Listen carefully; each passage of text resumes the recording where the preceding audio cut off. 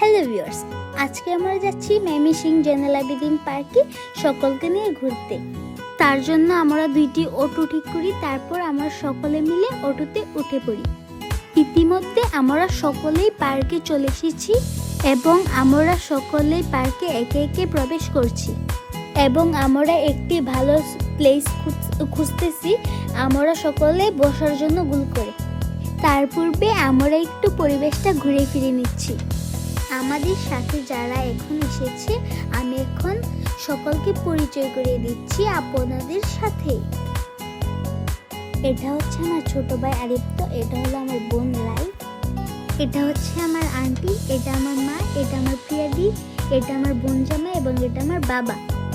এখানে সবাই মিলে গোল হয়ে বসেছে এবং সবাই একটি দুর্দান্ত আড্ডা দিচ্ছে।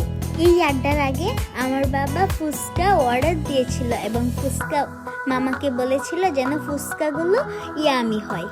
এইমাত্র সবাই ফুচকা হাতে নিয়ে ফটো সেশন করলো স্মৃতি ধরে রাখার জন্য। এখন সবাই হাতে হাতে ফুচকা নিয়ে বসে আছে, কেন জানেন?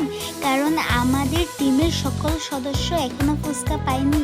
কিছুক্ষণের মধ্যেই সবার হাতে ফুচকা চলে আসবে এবং সেই সঙ্গেই আমরা টেস্ট করে নিব ফুচকা মামাকে যেন বলেছিল ফুচকাগুলো এমি করতে, সেগুলো কি আসলেই এমি হয়েছিল? সে হচ্ছে আমার মামা। আমার মামা সবসময় হাসি খুশি থাকে। এবার আমরা টেস্ট করব গরম গরম ভাপা পিঠা, কারণ এই ভাপা পিঠাগুলো তৈরি খেজুর নারিকেল দিয়ে। সবাই খুব মজা করে খাচ্ছে ভাপা পিঠাগুলি। আসলে এই ভাপা পিঠাগুলো দেখতে যেমন ছিল তেমন ছিল সুস্বাদু। আর আপনাদেরকে এটাও জানিয়ে দিচ্ছি যে ফুচকা মামার ফুচকাগুলো ছিল কিন্তু সত্যি অসাধারণ। এবার পিঠা খাওয়া শেষ হলেই আমরা চলে যাব নদীর ধারে।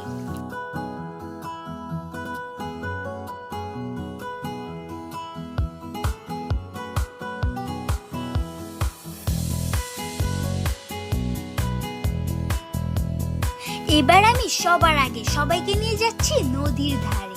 নদীর ধারে বসে আমরা সবাই ব্রহ্মপুত্র নদীর রাতের সৌন্দর্য উপভোগ করব এবং আমাদের সঙ্গে যারা রয়েছে তারা অনেকে চা প্রেমী। তারা নিচে নদীর দৃশ্য উপভোগ করতে করতে চা খাবে আর আমার মা আর আন্টিরা ফটো সেশন করবে। তো সবাই থাকুন আমার সাথে। এবার শুরু হয়ে গেল নদীর ধারে বসে সকলের ফটো সেশন।